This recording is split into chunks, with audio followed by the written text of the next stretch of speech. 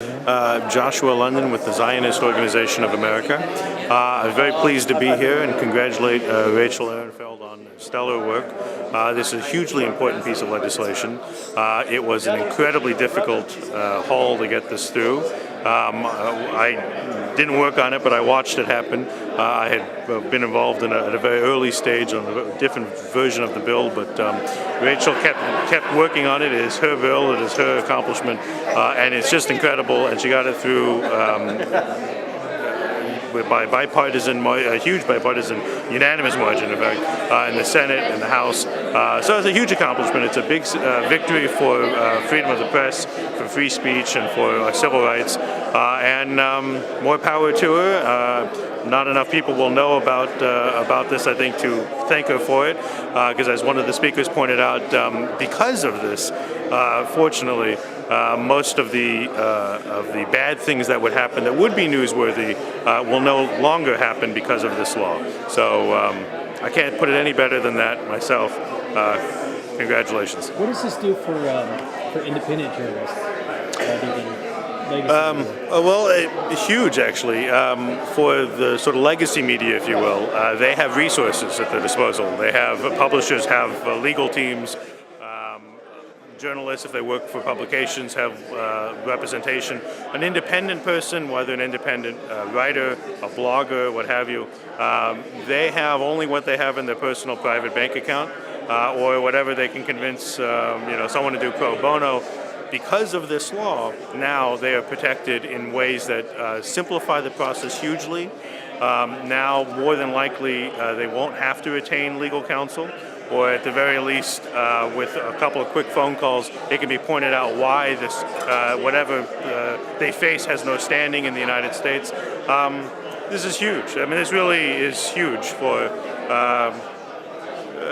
independent journalists, writers, scribblers, the works, for everyone. This is great. What about the news coverage on this event, on this legislation? Has there been enough of it? There's been some. There was some great coverage. The Washington Times said some great things. I'm sure there was other stuff that I didn't see all of. Probably not enough. I think a lot more people should be aware of it. Certainly, more press should be aware of it. This is, after all, their freedoms. They make use of it more directly and professionally than most Americans. But there's a lot going on, and it's sometimes hard to get the attention of a lot of folks out there. And for a lot of people, until they've been like Rachel, have had to deal directly with this sort of legal hot water, they're oblivious to the dangers out there often, and therefore oblivious to the need to protect. So there could have been more press, I'm sure, and like I said, thankfully, because of this law, it's no longer going to be that sort of jeopardy placed upon writers and journalists, and all because of Rachel. One final question. Working with Rachel on chronicling the newspaper industry crisis for a documentary project that I'm working on. Any thoughts on where we stand with American newspapers now, with layoffs and... Oh, well, it's a whole nother, you could write a doctoral dissertation on this, but from my perspective, I think, I work on, at the Zionist Organization of America, I work on a series of issues pertaining to Israel and the Middle East, and I think it's, from my perspective and those of our members, it's very clear. The legacy media, the mainstream media, suffer from, among other things, a groupthink mentality. So they, not in concert, but in effect it's in concert. They all think alike, they all operate under the same basic assumptions, and so all the reporting is identical. And when they get it wrong huge. And they don't have any self-correcting mechanism.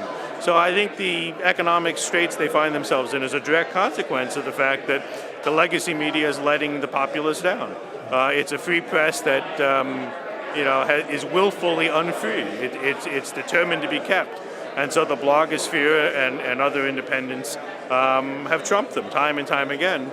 And It's the work of child's play for the most part to highlight, I think, the deficiencies of the legacy media, the biases of the legacy media, and occasionally there's more obvious things like Dan Rather, and other flameouts like that. But it's very clear, I think, that they suffer from a bad economic model, a failure to respond to the needs of the citizenry, of their readership, their public, and are probably not long for this world until they can figure out a way of actually delivering the free press that the citizenry clearly wants. Do you think paywalls will work?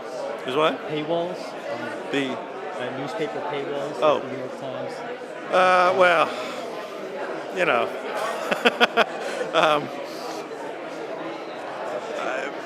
there's a degree to which resources are simply thrown about in ways that don't merit it. Like I said, there's a lot of bad economic models involved. The consolidation of media under certain empires that have other holdings that keep them at bay and make sure that they report certain things, and the death of independent media. It's all part and parcel of the same basic malaise that we suffer from. At the end of the day, we're still a free citizenry, even if our free press, as I say, is willfully kept. And it's a free marketplace of ideas. So what happens is the blogosphere and other independents, if they can find a cheap entry into the market, are quickly vindicated by the fact that they are willing to do the work to get the story right, or at the very least get an alternative view, one that readers are actually interested in. Just at that basic level, I think the New York Times and other empires are figuring out that they've got something wrong. They're figuring it out long and slow, and they won't understand it until it's too late in terms of turning it around. Again, because they've blinded themselves. So until the money runs out, they're still around.